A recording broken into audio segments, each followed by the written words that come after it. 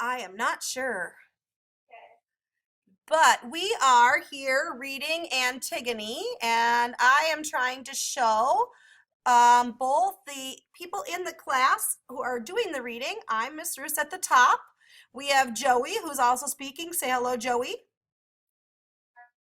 And Carmen, who's going to be reading. And I don't have anyone else's audio working, but we'll be doing the same thing again later. So let's see how far we get before my 15 minutes of recording time ends. So the scene is before the palace of Creon, the king of Thebes, a central double door and two lateral doors. A platform extends the length of the facade, and from this platform, 3 steps lead down to the orchestra or the chorus ground. The time is the dawn of day after the repulse of the Argive army and the assault on Thebes. Prologue. Antigone and Ismene enter from the central door of the palace. Ismenides' sister, you would think that we had already suffered enough for the curse on Oerpurus? Oedipus. Oedipus. I cannot imagine any grief that you and I have not gone through. And now, have they told you of the new decree in our king Charon? I have Creon? heard Creon. Sorry. Okay. That's all right. I have heard nothing. I know that 2 sisters lost 2 brothers, a double death, in a single hour. And I know that the Argive army fled in the night. But beyond this, nothing. I thought so, and this is why I wanted you to come here with me. There is something we must do. Why do you speak so strangely? Listen, Esme, what? Ismene? Esmene, sorry. Esmene. Creon buried our brother Eteocles? Epicles with military honors, gave him a soldier's funeral, and it was right that he should. But Polynices? Polynices, who fought as bravely and died as miserably, they say that Creon has sworn no one shall bury him, and no one mourn for him. But his body must lie in the fields, a sweet treasure for carrion birds to find as they search for food. That is why, they say, our good Creon is coming here, to announce it publicly, and the penalty, stoning him to death in the public square. There it is, and now you can prove what you are, a true sister or a traitor to your family. Antigone, you are mad. What could I possibly do? You must decide whether you will help me or not. I do not understand. Help you in what? Esmene, I am going to bury him. Will you come? Bury him? You have just said the new law forbids it. He is my brother, and he is yours too. But think of the danger. Think of what Creon will do. Creon is not strong enough to stand in my way. Sister, Oedipus died, everyone hating him for what his own search brought to light, his eyes ripped out by his own hand. And Jocaste died, his mother and wife at once. She twisted the cords that strangled her life, and our 2 brothers died, each killed by the other's sword, and we are left. But oh, Antigone, think how much more terrible than these, our own death, would be if we should go against Creon and do what he has forbidden. We are only women. We cannot fight with men, Antigone. The law is strong. We must give in to the law in this thing and in worse. I beg the dead to forgive me, but I am helpless. I must yield to those in authority, and I think it is dangerous business to always be meddling. If that is what you think, I should not want you, even if you ask to come. You made your choice, and you can be what you want to be. But I will bury him, and if I must die, I say that crime is holy. I shall lie down with him in death, and I shall be as dear to him as he to me. It is the dead, not the living, who make the longest demands. We die forever. You may do as you like, since apparently the laws of the gods mean nothing to you.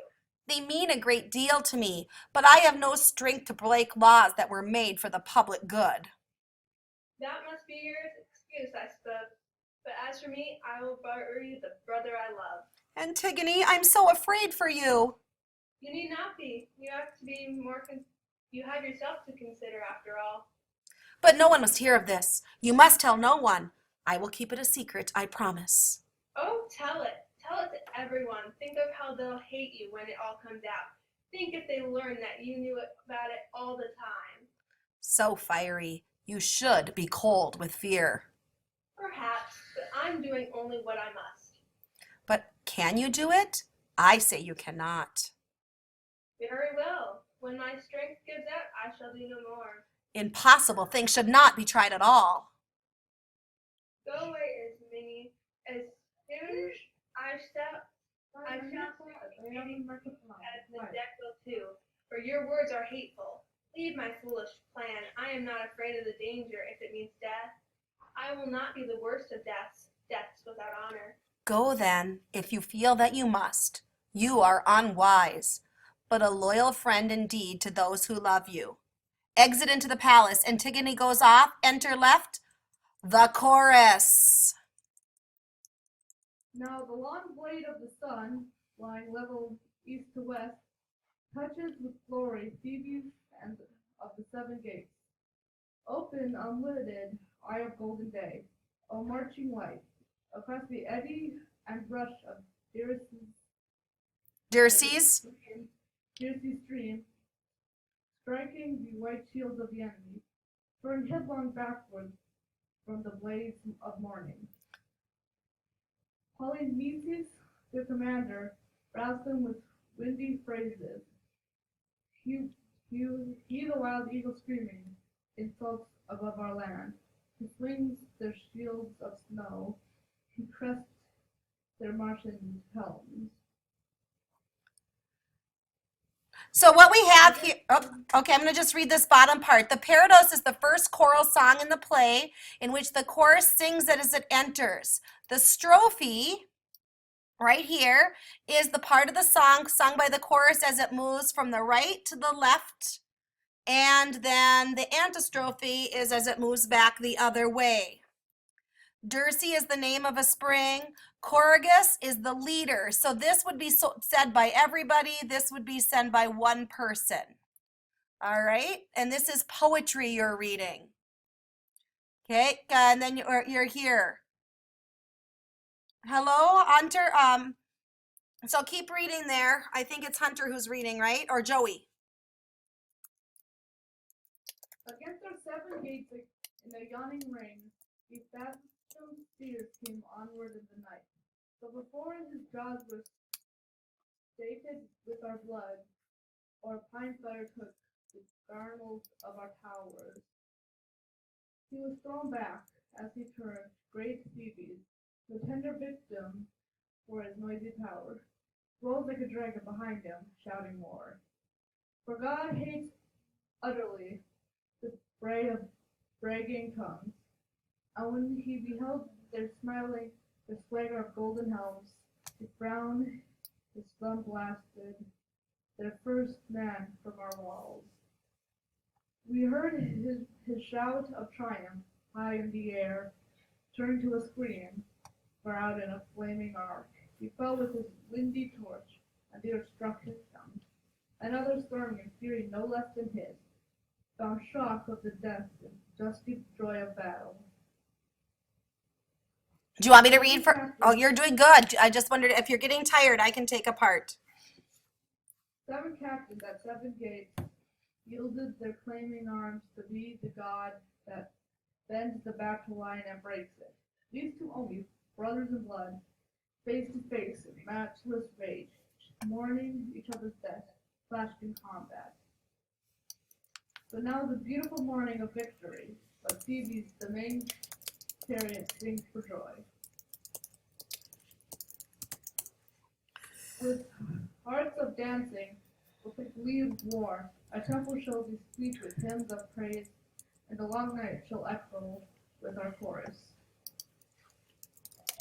But now at last our new king is coming, Creon of Thebes, Leonicus' son, the auspicious dawn of his reign.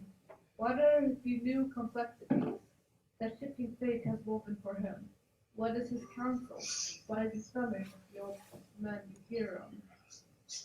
Enter Creon, and he entered right on cue. Enter Creon from the palace center. He addresses the chorus from the top step.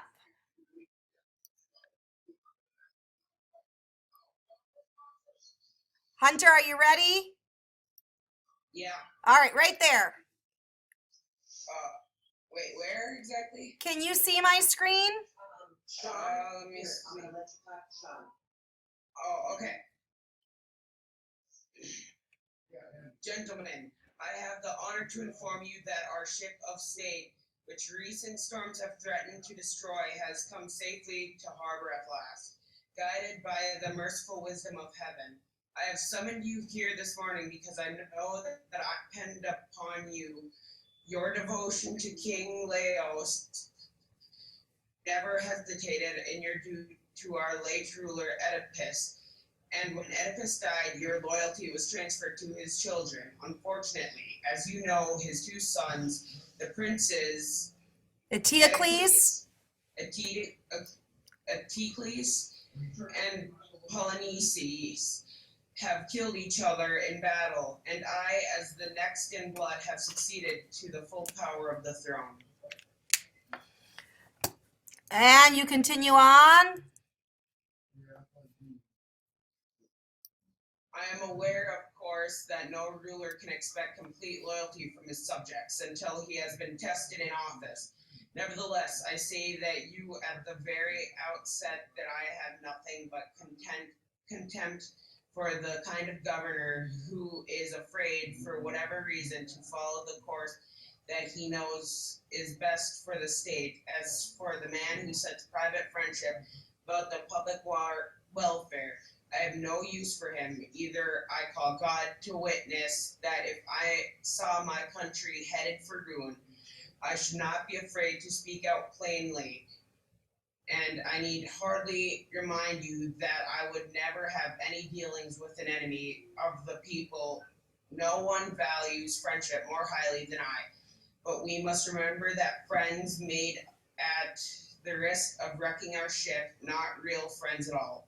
These are my principles at any rate, and that is why I have made the following decision concerning the sons of Oedipus. Eteocles, who died as a man should die, fighting for his country, is to be buried with full military honors, with all the ceremony that is usual with when the greatest heroes die. But his brother Polynices, who broke his exile to come back with fire and sword against his native city and the shrines of his father's gods, whose one idea was to spill the blood of his blood and sell his own people into slavery. Polynices, I say, is to have no burial.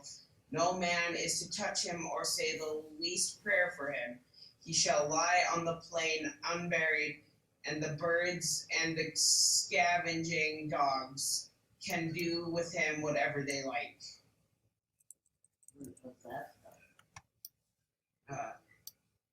Yep, one last line there. Okay, this is my command, and you can see the wisdom behind it. As long as I am king, no traitor is going to be honored with the loyal man. But whoever shows by word and deed that he is on the side of the state, he shall have my respect while he is living, and my reverence when he is dead. If that is your will, Creon, son of Leonicus, you have the right to enforce it. We are yours. That is my will. Take care that you do your part. We are old men. Let the younger ones carry it out. I do not mean that. The centuries have been appointed. Then what is it that you would have us do? You will give no support to whoever breaks this law. Only a crazy man is in love with death. And death it is, yet money talks, and the wisest have sometimes been known to count a few coins too many. Enter sentry from left.